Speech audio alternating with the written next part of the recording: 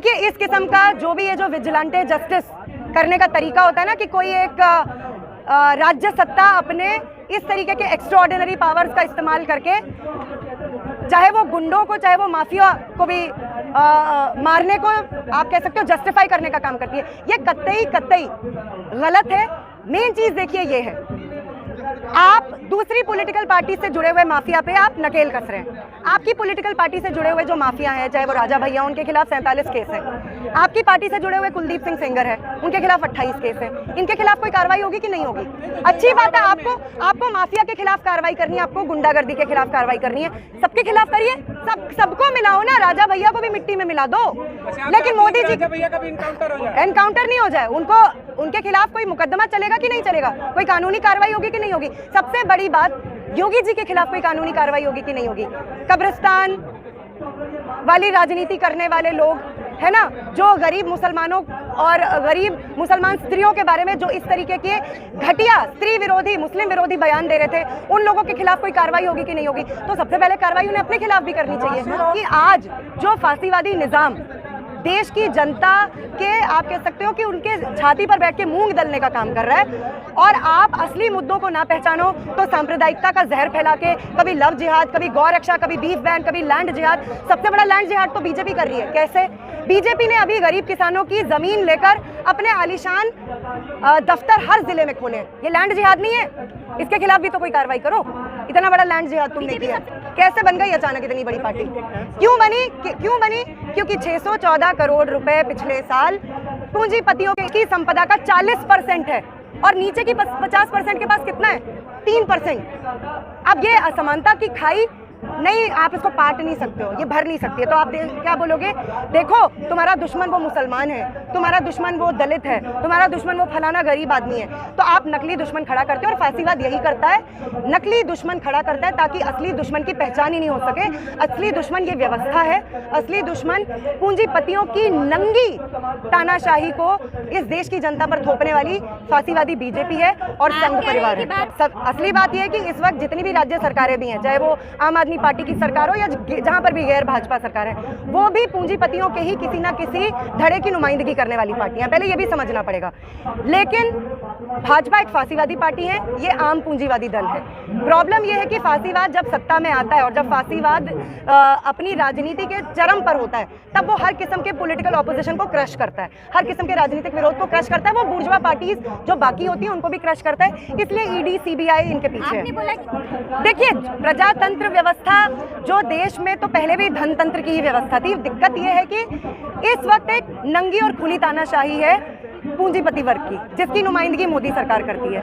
अब हमें ये सोचना पड़ेगा कि आने वाले दिनों में देश में लोग सड़कों पर उतर पाएं, धरना प्रदर्शन कर पाएं, बात अपनी रख पाएं, इस पर भी पाबंदियां लगेगी, जो कि लग भी रही हैं। आज तो अगर आप सरकार के खिलाफ कुछ बोलते हो, सरकार की नीतियों के खिलाफ कुछ बोलते हो, तो आपको कभी देशद्रोही, कभी नक्सली, कभी कुछ का तमगा लगा दिया जाता है। मोदी जी ने तो बहुत सारे नारे दिए थे। मोदी जी ने ये भी नारा दिया था, बहुत हुई महंगाई की मार अब की बार में मोदी सरकार, बहुत हुआ महिलाओं पर अत्याचार अब की बार मोदी सरकार, बेटी बचाओ बेटी पढ़ाओ, विकास, राष्ट्रवाद, देशभक्ति, ये सारी बातें बीजेपी ने खूब की हैं, सब जानते भी हैं।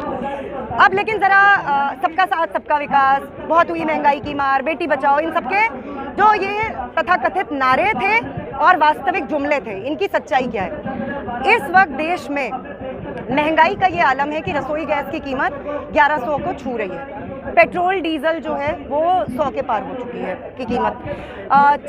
चावल हो, चीनी हो, आटा हो, दाल हो, जो भी जनता के आम रोज खाने वाली चीजें, उन पे ये सरकार जीएसटी वसूल। सोचिए कि एक बार भी अब नरेंद्र मोदी हो, अमित शाह हो और भाजपा के नेता हो, वो अच्छे दिनों की बात क्यों नहीं कर रहे? अचानक अब बोल नहीं रहे। पहले मोदी जी हर सभा में पूछते थे, अच्छे दिन आए कि नहीं आए, अच्छे दिन आए कि नहीं आए, कहाँ गए अच्छे दिन? बोलो भाई, अच्छे दिन आए कि नहीं आए, पूछो अब जनता से। अब जनता भी इनको दौड़ा के मारेगी, क्योंकि अगर ये इस तरीके की बातें पूछेंगे तो इन्हें भी पता है कि महंगाई हो, बेरोजगारी की बात कर लेते हैं अब जरा। बेरोजगारी, इन्होंने कहा कि हम ऐसा विकास का मॉडल ला रहे हैं कि आप देखो हम क्या मॉडल जनरेट करेंगे। तो मोदी जी ने हमें बताया कि पकौड़े तलने भी रोजगार है, मोदी जी ने बताया रेडी खोमचा लगा के तुम अगर कुछ अपना बेच भी रहे हो, क्यों? क्योंकि 32 करोड़ नौजवान जो आज, या 32 करोड़ नौजवान नहीं, आबादी जो इस देश की, वो जो आज बेरोजगार है, वो इस सरकार की पूंजीपरस्त नीतियों की वजह से।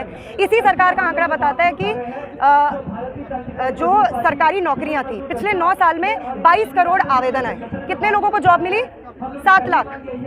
अग्निवीर योजना, अग्निवीर योजना, ये तो सबसे ज्यादा राष्ट्रवाद का ढोल बजाते हैं। अब ये राष्ट्रवाद और राष्ट्रभक्ति भी ठेके पे करवाएंगे। ये तो कितना इन्होंने सैनिकों के, और वो पुलवामा और बालाकोट में है शहीद के, अभी वो बगल वाले प्रोटेस्ट को देखो, आरओपी 1 रैंक 1 पेंशन वाले अभी तक बैठे हुए हैं। ये इतनी बड़ी देशभक्त राष्ट्रवादी सरकार है तो क्यों नहीं कर रही है इनके लिए कुछ? हमें गरीब, पहली बात है गरीबों के लिए तो पहले भी लोकतंत्र नाम का ही था, लेकिन चलिए हम पहले अगर गरीब आबादी की बात करें तो पहले हम श्रम कानूनों के तहत यूनियन बना सकते थे, हम स्ट्राइक कर सकते थे। मोदी सरकार जो 4 लेबर कोड ला रही है उसमें तो आप स्ट्राइक करना आपके लिए मुश्किल हो जाएगा, यूनियनाइज नहीं आप हो सकते हो, ओवर टाइम जो है वो लीगल कर दिया जाएगा।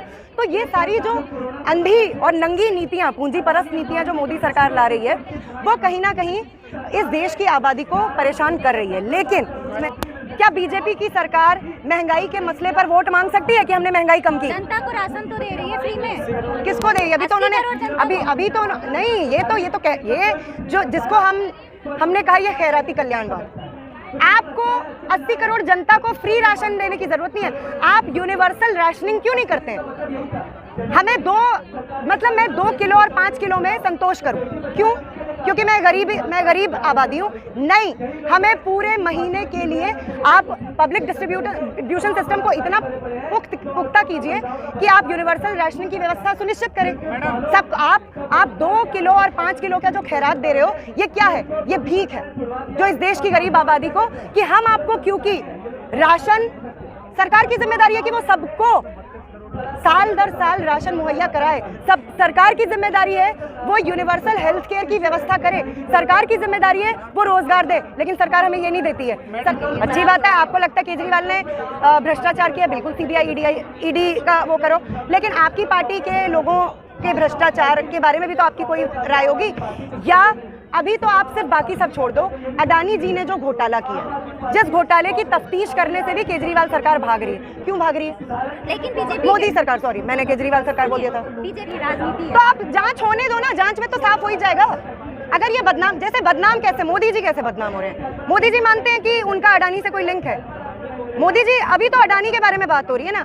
अब ये अलग बात है कि मोदी जी जो हैं वो अडानी के हवाई जहाज में यात्रा करते हुए बरामद होते हैं। क्यों होते हैं? या अडानी मोदी के साथ यात्रा करते हुए बरामद होते हैं, क्यों होते हैं? इतना याराना, इतना जो रिश्ता इनके बीच में प्रगाढ़ है, तो कोई कारण होगा। मेन चीज ये है, जो तमाम घोटाले, चाहे नीरव मोदी का भागना हो, वहाँ ललित मोदी, वो तो वहां से कह रहे हैं कि मैं यहाँ पर राहुल गांधी के खिलाफ मानहानि कर दूंगा, वो यूके में। इनके खिलाफ मोदी सरकार ने कोई कार्रवाई क्यों नहीं की? माल्या के खिलाफ मोदी सरकार ने कोई कार्रवाई क्यों नहीं की? अडानी के घोटाले के बारे में हम बता भी नहीं सकते कि कितने हजार करोड़ रुपए का घोटाला है, क्योंकि कोई जांच ही नहीं हो रही है। और जो मीडिया, अब एनडीटीवी तक अडानी ने खरीद लिया, तो एनडीटीवी हो, जो मेन स्ट्रीम मीडिया है, वो तक नहीं इस पर आवाज उठा रहे।